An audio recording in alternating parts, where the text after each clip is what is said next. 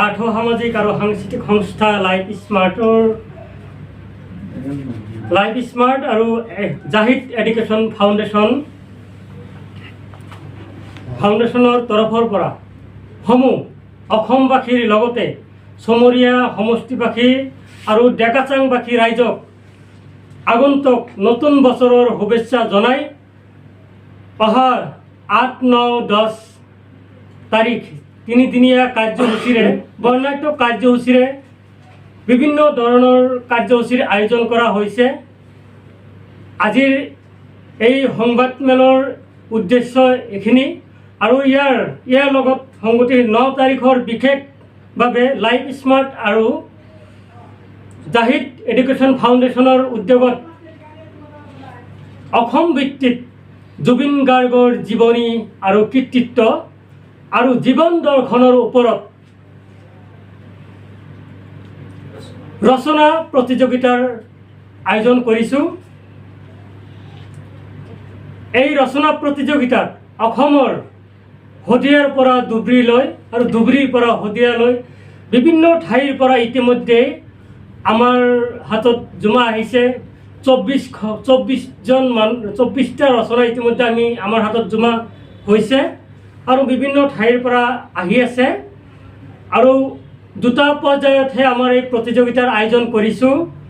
প্ৰথম হ'ল উচ্চ মাধ্যমিক পৰ্যায়ত, সেইটো হ'ল জুবিন গাৰ্গৰ জীৱন আৰু কৃতিত্বৰ ওপৰত 300 বাক্যৰ ওপৰত লিখিব লাগিব আৰু দ্বিতীয়টো হ'ল মহাবিদ্যালয় পৰ্যায়ত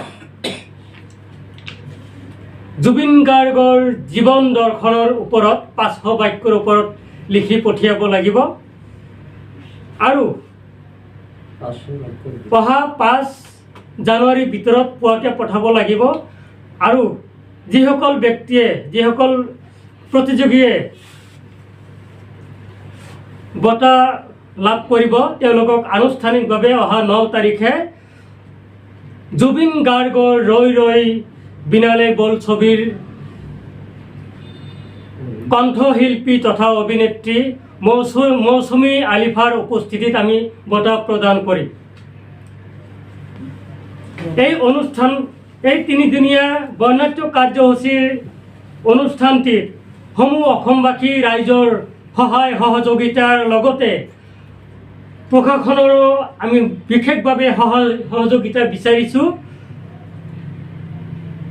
সদৌ শেষত লাইফ স্মাৰ্ট আৰু জাহিদ এডুকেশ্যন ফাউণ্ডেশ্যনৰ তৰফৰ পৰা নতুন বছৰৰ আন্তৰিক শুভেচ্ছা জনাই মোৰ দুআষাৰ সামৰিছোঁ। ধন্যবাদ। সংবাদমেল এইকাৰণে আয়োজন কৰিছোঁ যে আমি অসমবাসীৰ ক্ষেত্ৰতে জনাব বিচাৰিছোঁ যে আৰ্থসামাজিক আৰু সাংস্কৃতিক সংস্থা লাইফ স্মাৰ্টৰ উদ্যোগত আৰু জাহিদ এডুকেশ্যন ফাউণ্ডেশ্যনৰ সহযোগত হাফিজউদ্দিন মডেল একাডেমী খেলপথাৰত অহা 8, 9 আৰু 10 জানুৱাৰী 2026 ইংৰাজী তাৰিখে আমি 3দিনীয়া কাৰ্যসূচীৰে বিভিন্ন কাৰ্যসূচী আয়োজন কৰিছোঁ আৰু ইয়াত বিশেষভাৱে 9 জানুৱাৰী তাৰিখে আমাৰ মহান শিল্পী প্ৰাণৰ শিল্পী জুবিন গাৰ্গৰ ওপৰত জীৱনী তেখেতৰ জীৱন দৰ্শনৰ ওপৰত ৰচনা প্ৰতিযোগিতা আয়োজন কৰা হৈছে আৰু সেই উপলক্ষে আমি অসম ভিত্তিত যিহেতু আয়োজন কৰিছে আৰু আমি অসমৰ যিসকল ৰচনা প্ৰেমী বা যিসকল লিখনিয়ে আমাৰ ওচৰত জমা দিব তেখেতৰ লিখনি আমি আহ্বান কৰিছোঁ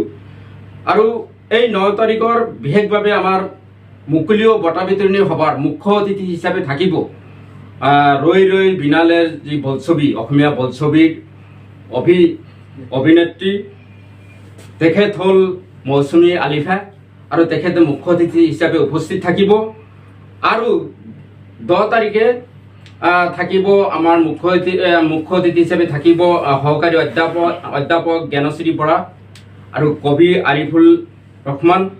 গতিকে আমি সমূহ অসমবাসী ৰাইজক উক্ত অনুষ্ঠানত আমি সহযোগ কৰিবলৈ আহ্বান কৰিছোঁ। লগতে এই ৰচনা প্ৰতিযোগিতাৰ যিসকল প্ৰথম পুৰস্কাৰ থাকিব 5,501 টকা, দ্বিতীয় পুৰস্কাৰ থাকিব ৩৫০১ টকা আৰু তৃতীয় পুৰস্কাৰ হিসাবে থাকিব ২৫০১ টকা।